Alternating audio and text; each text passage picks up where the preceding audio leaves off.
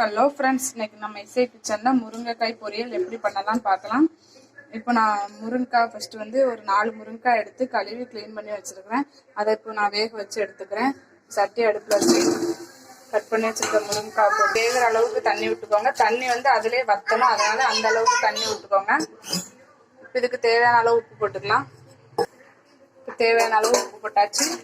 நல்லா கிண்டி விட்டுக்கலாம். இந்த முருங்கைக்காய்க்கு வச்சிருக்க தண்ணி நல்லா வத்தணும். தண்ணி அப்படியே இருத்து தூர ஊத்திடாதீங்க, அதிலே வேகட்டும். மூடி போட்டு மூடி வச்சிடலாம்.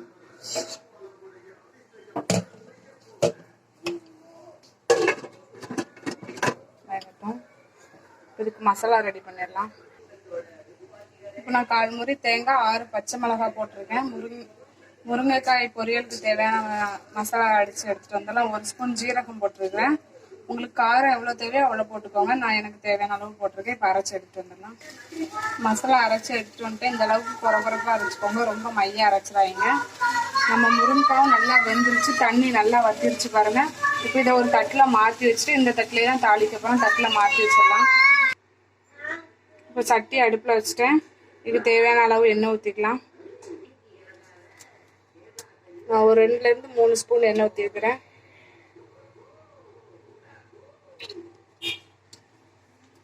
எண்ணெய் காயட்டும். எண்ணெய் காஞ்சது கடுகு போட்டுக்கலாம்.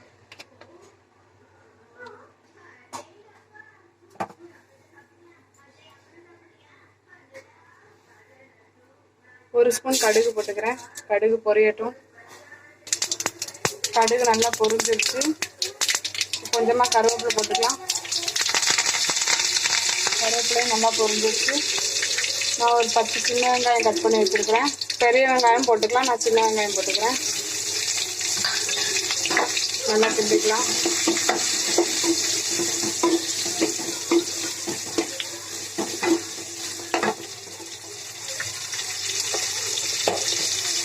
இப்போ வெங்காயம் கொஞ்சம் வதங்கட்டும். இப்போ வெங்காயம் ஓரளவுக்கு வதங்கிருக்கு. இந்த ஸ்டேஜில் ஒரு 1/2 ஸ்பூன் பெருங்காய பொடி போட்டுக்கிறேன். லைட்டாக வதக்கி விட்டுக்கலாம்.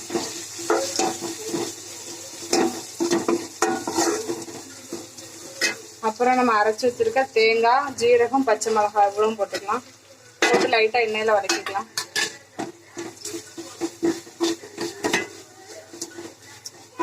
அடுப்பை சிம்மில் வச்சுட்டு வதக்குங்க. கொஞ்ச நேரம் வதக்கலாம். இப்போ நல்லா வதக்கி வச்சு நம்ம இந்த ஸ்டேஜில் வேக வச்சிருக்க முருங்கைக்காய் எடுத்து போட்டுக்கலாம். நான் தண்ணியெலாம் இருக்கவே இல்லை, அதிலே வத்த விட்டுட்டேன். நல்லா போட்டுக்கலாம். முருங்கைக்காய் வேக வைக்கும் போதே உப்பு போட்டிருக்கோம். பத்தலைன்னா பார்த்துட்டு போட்டுக்கோங்க. நல்லா கிண்டி விடுங்க.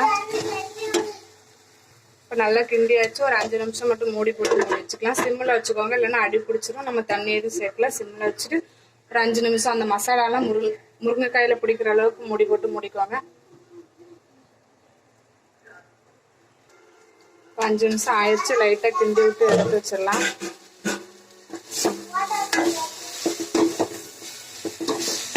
அடுப்பை நல்லாவே சிம்மில் வச்சுக்கோங்க, இல்லைன்னா அடி பிடிச்சிரும்.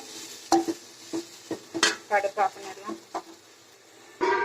இப்போ நம்ம சுவையான முருங்கைக்காய் பொரியல் ரெடி ஆயிடுச்சு. ரொம்ப ஈஸியானது, இது ரொம்ப ஹெல்த்தியானதும் கூட. இதை ட்ரை பண்ணி பாருங்கள். இந்த வீடியோ உங்களுக்கு பிடிச்சிருந்தா லைக் பண்ணுங்கள், கமெண்ட் பண்ணுங்கள், ஷேர் பண்ணுங்கள். மறக்காமல் சப்ஸ்கிரைப் பண்ணுங்கள். தேங்க்யூ.